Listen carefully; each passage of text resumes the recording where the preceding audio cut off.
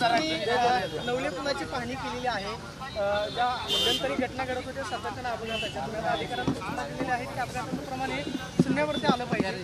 काय नेमकं अधिकाऱ्यांसोबत चर्चा झाली, इथलं सगळं काम झालंय?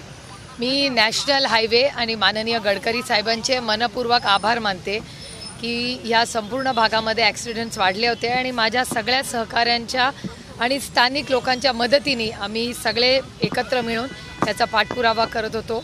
नॅशनल हायवेची सगळी टीम ज्या वेळेस काय अडचण झाली ती आमच्या मदतीला धावून आलेली आहे आणि इथे काही तज्ज्ञांना घेऊन आम्ही काही सूचना नॅशनल हायवेला या सगळ्यांच्या सहकाऱ्यांच्या मदतीने केल्या होत्या। त्याची अंमलबजावणी झालेली आहे आणि दर एक महिन्यांनी आम्ही सगळे फील्डवर इथे येऊन चेक करत असतो की खरंच काय परिस्थिती आहे आणि त्याच्यात खूप सुधारणा झालेली आहे। आणि एक 15 दिवसापूर्वी मी माननीय गडकरी साहेबांना, मी सचिन दोडके, आणि काही आमचे सहकारी भेटून आलो आणि आमचा प्रयत्न आहे की इथे झिरो ॲक्सिडेंट झोन हा झाला पाहिजे। त्याच्यासाठी त्यांनी एक वेगळी कमिटी ही आता ते गठीत केलेली आहे, ती एक मदत। आणि ह्या भागात जी प्रलंबित कामं आहेत, म्हणजे ह्या भागाचा हा रस्ता पूर्ण झाला असला तरी पुणे म्युनिसिपल कॉर्पोरेशनच्या माध्यमातून इथले सर्व्हिस रोड झालेले नाहीत, हा पहिला मुद्दा। दुसरा, जेव्हा तुम्ही इथून मुंबईच्या दिशेने किंवा हिंजवडीच्या दिशेने जातात, वारज्याच्या आणि इथे मध्ये अनेक असे भाग आहेत जिथे 6 लेन हायवेचं काम अपूर्ण आहे, त्याच्यामुळे तिथे प्रचंड ट्रॅफिक आणि नागरिकांची खूप गैरसोय होते। तसंच कात्रज चौकातून खडी मशीन चौकात जिथे जातो तिथेही प्रचंड अडचणी येत आहेत, कारण का ते काम वेळेवर पूर्ण नाही आहे, तिथे काही ॲक्विजिशनचे इश्यूज आहेत। त्यामुळे सातत्याने महिना 1.5-2 महिन्यांनी मॅक्सिमम आम्ही या सगळ्याचा रिव्ह्यू घेतो। National highway, Pune municipal corporation, collector office यांच्याकडे आमचा पाठपुरावा चालू असतो आणि माझा प्रयत्न आहे की आपल्या संपूर्ण भागामध्ये झिरो ॲक्सिडेंट झोन करण्यासाठी जे काय करायला लागेल त्याच्यासाठी आम्ही सगळे प्रयत्नशील आहोत। ताई, काल तुम्ही म्हणालात की राष्ट्रवादीमध्ये फूट नाही पडलेली। आज एक अजून 2 मुद्दे की त्या इथून वारज्याला जात असताना 36 कोटी रुपयाचा निधी गडकरी साहेबांनी स्पेशली त्या अपूर्ण कामांसाठी दिलेल्या वारजे वडगावला, तो एक। आणि नवीन एक रस्ता जो सरकार स्वामीनारायण मंदिर पासून वारज्यापर्यंत जायला त्यालाही निधी आलेला आहे। त्यामुळे खूप मोठे रस्ते इथे केंद्र सरकारचा जो पाठपुरावा झाला त्याच्यामुळे पुन्हा एकदा 3000 कोटी रुपयाचा एक मोठा रस्ताही इथे होते। त्याच्यामुळे मी माननीय गडकरी साहेबांचे जाहीरपणे मनपूर्वक आभार मानते। एलिव्हेटेड रस्ता, करेक्ट। राष्ट्रवादीमध्ये फूट नाही असं तुम्ही काल म्हणाला होतात। आज शरद पवार आधी सकाळी बोलताना म्हणाले की फूट नाहीये, नंतर म्हणाले की अजित पवारांना येण्यासाठी मार्ग फूट नाहीये, ही आमची स्टँड कन्सिस्टंट आहे। अजित पवारांच्या बाबतीमध्ये नेमकी काय भूमिका आहे? जे 9 लोक गेलेले आहेत, जे अकनॉलेज झालेत असं तुम्ही म्हणताय, ज्याच्या बाबतीत कंप्लेंटही झालेली आहे स्पीकरकडे, त्यांच्या बाबतीतली नेमकं राष्ट्रवादीत, ते राष्ट्रवादीत आहेत, तुमच्या राष्ट्रवादीत आहेत, बाहेर पडलेले आहेत, नेमका स्टँड काय आहे? एकतर मी पुन्हा मला वाटतं 4थ्यांदा किंवा 5व्यांदा ही गोष्ट रिपीट करत असेल की राष्ट्रवादी काँग्रेस पक्षामध्ये कुठलीही फूट झालेली नाही। राष्ट्रवादी काँग्रेसच्या स्थापनेपासून आदरणीय पवारसाहेब त्याचे राष्ट्रीय अध्यक्ष आहेत आणि महाराष्ट्रामध्ये माननीय जयंत पाटील त्याचे महाराष्ट्राचे अध्यक्ष आहेत। हे राष्ट्रवादी काँग्रेस पक्षाची आजची पोझिशन आहे। त्याचबरोबर राष्ट्रवादी काँग्रेस पक्षाचे 9 आमदार आणि 2 खासदार यांनी एक वेगळी भूमिका मांडलेली आहे। उदाहरण तुम्हाला देते की केंद्र सरकारमध्ये मणिपूरसारखी एक भयानक घटना झाली, तिथे अनेक महिलांचे बलात्कार झाले आणि सगळ्या विरोधी पक्षांनी तिथे होणाऱ्या हिंसेच्या विरोधात नो कॉन्फिडन्स मोशन हे केंद्र सरकारच्या विरोधात आम्ही मांडलं।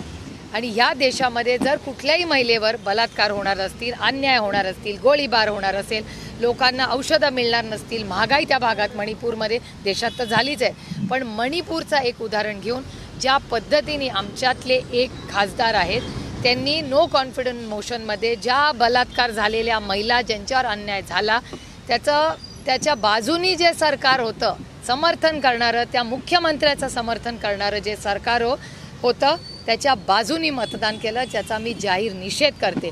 जे मी सातत्याने म्हणते, आमची मागणी आहे की मणिपूरच्या मुख्यमंत्र्यांनी राजीनामा दिलाच पाहिजे आणि ज्या महिलेवर आजही अनेक महिलांवर बलात्कार होत आहेत, तिथे जो अन्याय मणिपूरमध्ये होतोय, ज्याची कबुली या देशाच्या होम मिनिस्टरांनीही पार्लमेंटमध्ये केली आहे, त्याविषयी आमची प्रचंड नाराजी आहे। म्हणून आम्ही नो कॉन्फिडन्स मोशन आणला आणि त्या नो कॉन्फिडन्स मोशनमध्ये सगळ्या ऑपोजिशननी एकत्र पद्धतीने मतदान केंद्र सरकारच्या विरोधात केलं.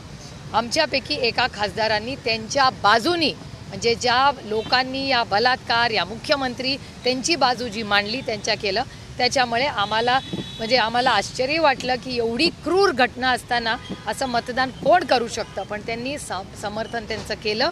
आणि त्याच्या आधी त्यांनी ज्या ज्या गोष्टी केल्या तर 2 खासदार आणि 8 आमदारांच्या विरोधात आम्ही डिस्क्वालिफिकेशनचं एक पत्र, कारण का त्यांनी अँटी पार्टी ॲक्टिव्हिटीज केलेल्या आहेत त्याची नोंद जेव्हा आमच्या लक्षात आली तेव्हा आम्ही माननीय स्पीकर लोकसभा, राज्यसभा आणि विधानसभा यांना पाठवलेलं आहे आणि आम्ही स्पष्टीकरणाची वाट बघतो. या आमदार आणि खासदारांसाठी राष्ट्रवादीचे दरवाजे खुले आहेत का? की तुमच्या पक्षाला 2 अध्यक्ष आहेत, तुमच्या पक्षातले काही नेते मंत्री झाले आणि तरी तुम्ही म्हणता पक्षामध्ये फूट नाही. ही जर फूट नाही तर नेमकं काय आहे ते स्पष्ट करा. ज्यांच्याकडे मूळ पक्ष आहे त्यांनी दुसऱ्यांना बाहेर काढा. जर अजित पवारांचा पक्ष मूळ असेल तर त्यांनी शरद पवारांना, सुप्रिया सुळेंना पक्षातून बाहेर काढावं किंवा मग सुप्रिया सुळेंनी आणि जयंत पाटलांनी त्यांना पार्टीतनं अजित पवारांना एक्सपेल करावं. ज्या पद्धतीने कारवाई व्हायला हवी ती केली जात नाही, क्लॅरिटी दिली जात नाही. केवळ संभ्रम जो आहे तो निर्माण होतोय या सगळ्या वक्तव्यांनी. त्याच्यामुळे नेमकं काय केलं पाहिजे, क्लॅरिटी कोण देणार, कशी देणार, की तुमचा स्टँड अजूनही कायम? तुमचे मित्रपक्षच म्हणतात की तुम्ही संभ्रम निर्माण केलाय, तुम्ही आणि साहेबांनी. माझं आणि संजय राऊतांचं बोलणं झालेलं आहे, ते मला काय असं म्हणले नाहीत आणि त्याच्यामुळे मला काही वडेट्टीवार आणि त्याचप्रमाणे शिवसेनेचे जे आहेत दानवे, मी संजय राऊतांशी बोललेले आहे. तुम्ही संजय राऊतांना विचारू शकता. आणि काँग्रेसचे प्रश्न म्हणून सुद्धा ही भूमिका आहे. 2 अध्यक्ष आहेत. उपमुख्यमंत्री हे दुसऱ्या बाजूने सरकारमध्ये सहभागी झाले. तुम्ही म्हणताय पक्षामध्ये फूट नाहीये, तुम्ही इंट्रा पार्टी डिस्क्वालिफिकेशन त्यांचं केलेलं नाही किंवा पार्टीचं टर्मिनेट त्यांना केलेलं नाही. हे नेमकं सगळं कशाचं? आम्ही डिस्क्वालिफिकेशनचं पत्र ऑन रेकॉर्ड आम्ही स्पीकर जे आहे ज्याच्याबद्दल मी आधी बोललेले आहे ते आम्ही केलेलं आहे प्रोसेस आणि मी अजूनही ठाम आहे याबद्दल. Please read my lips. Rashtravadi Congress पक्षामध्ये कुठलीही फूट नाही. राष्ट्रवादी काँग्रेस पक्षाचे अध्यक्ष स्थापनेपासून आदरणीय शरद पवार आहेत. महाराष्ट्राचे अध्यक्ष माननीय जयंत पाटील आहेत.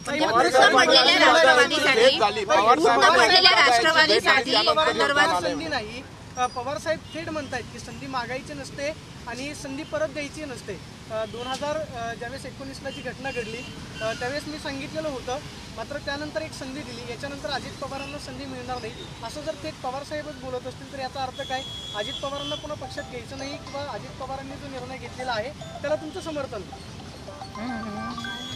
पवार साहेब असं म्हणतायत की अजित पवारांना पुन्हा संधी द्यायची नाही, करेक्ट, संधी एकदाच दिली जाते असं म्हणाले ते. तर म्हणजे या गेलेल्या लोकांसाठी आता राष्ट्रवादीचे दरवाजे खुले आहेत का नाहीत? 9 लोक इन्क्लुडिंग अजित पवार. नाही, I repeat my self again.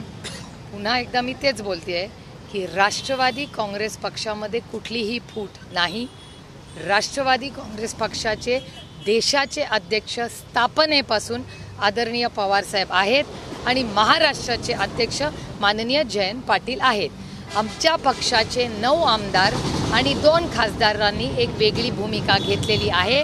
त्यांना जी काही नोटीस पाठवायची आहे ती पाठवलेली आहे. त्या स्पष्टीकरणाची आम्ही वाट बघतोय. त्यांच्यासाठी दरवाजे खुले आहेत का? त्यांच्यासाठी दरवाजे परतीचे खुले आहेत आता म्हणजे मी विचारलं म्हणून. फूट किंवा बंड होऊन हे फूट किंवा बंड होऊन खूप मोठा कालावधी झाला. संदर्भ असा जोडला जातोय की एका उद्योगपतीच्या घरी दादांची आणि साहेबांची भेट झाली आणि त्यानंतर मग अशा पद्धतीची एक उद्योगपती म्हणजे अर्जुन चोरडियाच म्हणताय ना, एवढं सिक्रेट काय त्याच्यात? सिक्रेट नाही, मग तुम्ही बोलताय. एक तर सिक्रेट मीटिंग्स मी तरी दादाबरोबर केल्या नाहीयेत आणि मला भावाला भेटायला सिक्रेट मीटिंग करायची गरज नाही. आणि त्याच्यामुळे आम्ही पारदर्शकपणे जगतो आणि या लोकशाहीमध्ये लपवायचं काय? मी भारतीय जनता पक्षाच्या किती लोकांना दिल्लीत भेटते, म्हणून काय लपून थोडी भेटते, त्यांना ओपनली भेटते मी. त्याच्यामुळे मला असं काय. आणि दुसरं, मला कोणी विरोधक माझा शत्रू आहे अशी माझ्यावर झालेले संस्कार नाही. विरोधक आमची वैचारिक लढाई आहे. भारतीय जनता पक्षाची वैयक्तिक लढाई कुणाशीच आमची नाही. सर्वसामान्यांच्या भाषेमध्ये सरळ सांगायचं की सर्वसामान्यांना भाषा कळत नाही की सहकार्यांनी वेगळी भूमिका घेतली. सर्वसामान्य कार्यकर्त्यांची हीच अपेक्षा आहे. अजित पवार राष्ट्रवादीतून बाहेर पडलेत, ते एकदा स्पष्ट सांगा किंवा ते राष्ट्रवादीमध्ये आहेत. वेगळी भूमिका याचा अजूनही संदर्भ कार्यकर्त्यांना लागत नाही किंवा सर्वसामान्य लोकांना नाही लागत असं तुम्हाला वाटत असेल. आमच्या पक्षाच्या सगळ्या लोकांना काय स्टँड आहे कळलेलं आहे. अध्यक्षांच्या विरोधात मी एकतर मग मी त्यांना फोन करून सांगते काय सांगायचं ते. मी बरं झालं तुम्ही स्टेटमेंट या द्याल. सगळ्यांसाठी दरवाजे खुले आहेत का परत राष्ट्रीय येण्याचे? अध्यक्षांच्या मला असं विरोधात वाटतं भूमिका घेतली जर आहे. कोणी अजितदादांनी तरी त्यांना पार्टीत नाही एक्सपेल केलं. तुम्ही जी प्रोसेस सांगताय नाही आम्ही प्रोसेसनी जाणारे लोक आहोत एकतर, त्याच्यामुळे आम्ही प्रोसेस फॉलो करतोय एक. आणि या ठिकाणी पट्टे मारलेले आहेत हायवेवरती. या इथनं कंटेनर वगैरे जाताना धडधड धडधड आवाज येतो. पूर्ण इथून तुम्ही लाईन मध्ये कुणालाही विचारा, सगळ्या प्रत्येक फ्लॅटमधले फ्लॅटधारकांना त्रास होतोय. मग त्याच्याबद्दल काहीतरी उपाययोजना चालेल, मी नॅशनल हायवेला विचारते आणि काय साऊंड प्रूफला करता येईल का बघते. पूर्ण इथल्या हायवे जरूर दादा, जरूर सगळ्यांना त्रास होतो इथं. जरूर साऊंड बॅरियर करता येईल का बघते, जरूर बघते. काही राष्ट्रवादीचे दरवाजे या सगळ्यांना खुले आहेत का? कारण या तुम्ही जेव्हा म्हणताय की वेगळी भूमिका घेतली आहे, लिगल रिकॉर्ड्स म्हणून तुमचे हे सगळे टेक्निकली या सगळ्या गोष्टी असतील, पण प्रश्न सगळ्यांच्या मनातला हाच असतो की जर त्यांना परतीचे दरवाजे खुले आहेत, राहणार आहेत का नाही राष्ट्रवादी? एकतर मला असं वाटतं तो अधिकार, एकतर तो मला अधिकार नाही पक्षामध्ये. मी पक्षामधली एक लहान कार्यकर्ती आहे, मी एक खासदार आहे, तोपर्यंत मी माझ्या जबाबदाऱ्या करते. Point number 1. Point number 2, working president म्हणून माझे बॉस हे आदरणीय पवार साहेब आहेत, कारण का ते देशाचे अध्यक्ष आहेत. त्यांनी सकाळी एक स्टेटमेंट केलेलं आहे. एकदा आपल्यापेक्षा मोठ्या नेत्यांनी एक जर स्टेटमेंट केलं असेल तर बॉस इज ऑलवेज राईट. पण भाजप तर असं म्हणताय की आता साहेब पण एनडीएच्या वाटेवर आहे, आमच्याकडे यायला निघाले. मला माननीय बावनकुळेजींचे मनपूर्वक आभार मानायचे आहेत आणि मला त्यांचं कौतुकी करायचं आहे. 303 खासदार त्यांच्याकडे, 200 आमदार त्यांच्याकडे. याचा अर्थ शरद पवार आणि सुप्रिया सुळेमध्ये काहीतरी खासियत असली पाहिजे ना, की 300 खासदार आणि 200 आमदार असले तरी त्यांना आम्ही हवेसे वाटतोय. लीगल बॅटल लढवून तोच प्रश्न ताई, पार्टीतनं एक्सपेल करायची प्रोसेस तुम्ही सांगत होतात की ती काही सुरू केली आहे किंवा काय केलंय, नेमकं काय केलंय त्याच्यामध्ये? आपण मला असं वाटतं हा आमच्या पक्षाचा इंटरनल इश्यू आहे आणि त्याच्यावर आमच्या पक्षाचे देशाचे अध्यक्ष माननीय पवारसाहेब आणि राज्याचे अध्यक्ष माननीय जयंत पाटील हेच तुम्हाला व्यवस्थित ते सांगतील. म्हणजे ज्या चुका शिवसेनेकडनं झाल्या, is NCP trying to avoid those in the legal battle for the future legal battle? We are following the law by the books. जे काय संविधानाच्या चौकटीतल्या ज्या गोष्टी आहेत, राष्ट्रवादी काँग्रेस पक्ष हा संविधानावर प्रेम करणारा, विश्वास ठेवणारा आणि त्या चौकटीत राहून राजकारण आणि समाजकारण करणारा पक्ष आहे. त्याच्यामुळे आम्ही त्या चौकटीतच राहून त्या नियम कायद्याप्रमाणेच जे काही योग्य असेल ते पक्ष करतील. बारामतीचे आमदार हे उपमुख्यमंत्री झालेत आणि त्यांचा उद्या नागरी सत्कार होतोय. हा कुठल्या पक्षाचा नाही, त्या नागरी सत्काराचं तुम्ही स्वागत करणार? नाही, मला अजून त्याची काही माहिती नाही आहे. त्याच्यामुळे जी गोष्टी आपल्याला माहिती नाही त्याच्याबद्दल मी कसं बोलणार? हा, आता खूप कार्यक्रम. माझा लोकसभा मतदारसंघ 23 लाख आहे, त्याच्यात 9 तालुके आहेत, 1160 गावं आहेत, नगरपालिका, महानगरपालिका. आता तुम्ही मला सांगा की आता इथे एक हॉल आहे वारजाला, आता तिथे कुठला कार्यक्रम आहे आम्हाला कसं माहिती असेल? अजितदादांचे भावी मुख्यमंत्री म्हणून बॅनर लागले. अनेक जण सातत्यानं सुतोवाच करतायत की अजितदादा भविष्यामध्ये मुख्यमंत्री होतील, एकनाथ शिंदेसोबत गेलेले 16 आमदार अपात्र होतील. तशी काही स्थिती वाढते किंवा अजितदादांना तसं काय बोलणं करून भाजपनं सोबत घेतलं असं वाटतं? मला माहिती नाही. मला गॉसिप करायला खूप कमी वेळ मिळतो एकतर, आणि मला कांदा, टमाटा, महागाई, बेरोजगारी ही एवढी मोठी आव्हानं राज्याच्या आणि देशाच्या समोर आहेत, त्याच्यात इतकं मला व्यस्त असते मी.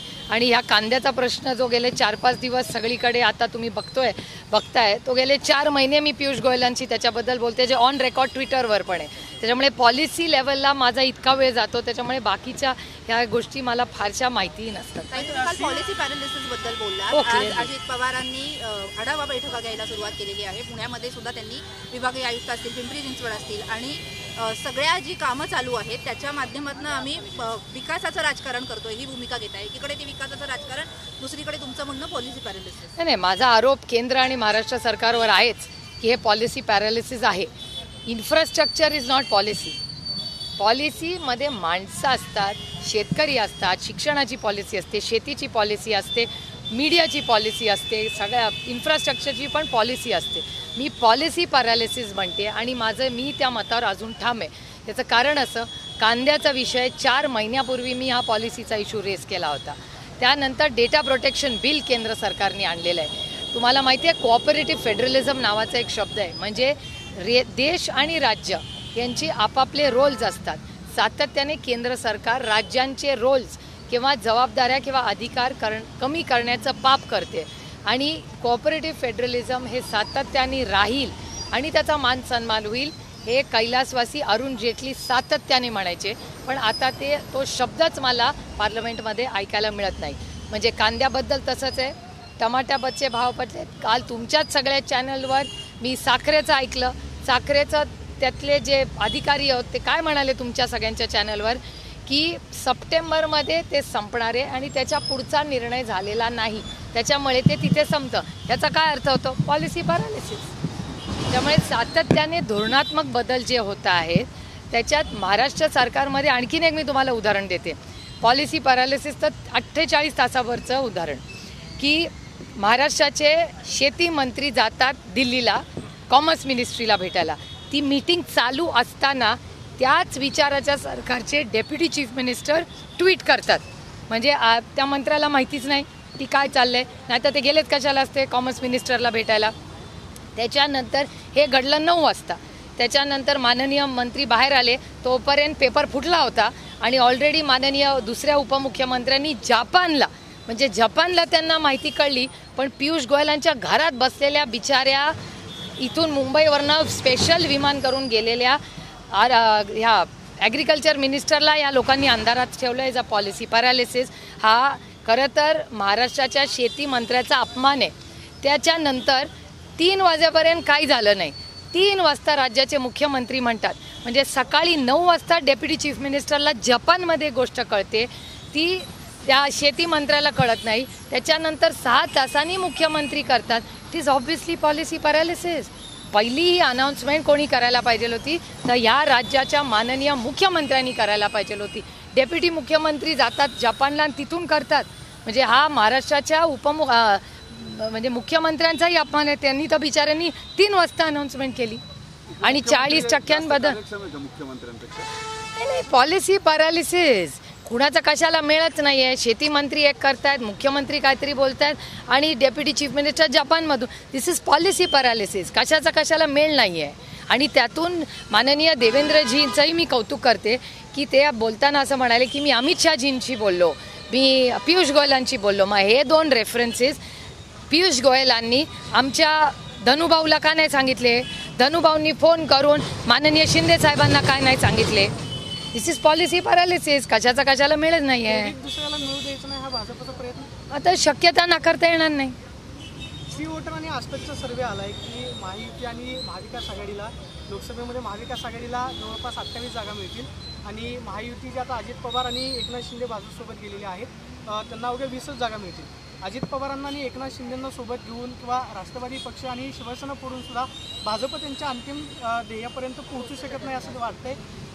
याबद्दल नेमका तुमचा सर्वे काय आहे किंवा त्या सर्वेवरती? नाही, म्हणजे आता तर सर्वे आलेला आहे तो आणि सर्वे महाराष्ट्रात आमच्यासाठी अर्थातच अनुकूल आहे आणि कदाचित अशी भूमिका असेल पद्धतीने त्यांनी ज्या एजन्सीजचा वापर करतं आणि हे तुम्ही बघता डेटा स्पीक्स फॉर इटसेल्फ. या संपूर्ण देशामध्ये तुमच्याच सगळ्यांच्या चॅनलवर मी पाहिलेलं आहे की 90-95% एजन्सीजच्या ज्या केसेस आहेत त्या विरोधी पक्षावर आहेत. त्याच्यामुळे सातत्याने एजन्सीजचा वापर करून दडपशाही करून हे जे कार्यक्रम हा भारतीय जनता पक्षाने केंद्र सरकारमध्ये केलेला आहे त्याचे पडसाद असू शकतात.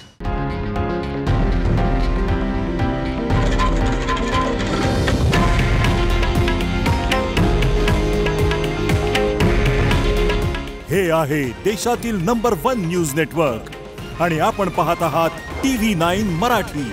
काळजी तुमची, हित महाराष्ट्राचं.